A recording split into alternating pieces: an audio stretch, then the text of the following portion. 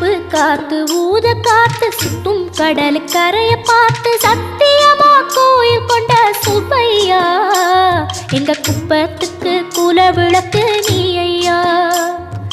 வாட காத்து வீச பார்த்து அலைய எதிர்த்து வலைய போட்டு மீன் பிடிக்கும் தொழில் நடக்குது முத்தையா. கரை மீண்டு வர காவல் உந்தன் வேலையா.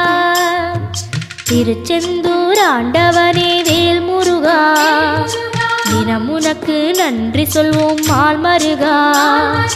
திருவடியில் தவம் இருப்போம் திருமுருகா தீர்ப்பெழுது நலமெனவே வடிவழகா.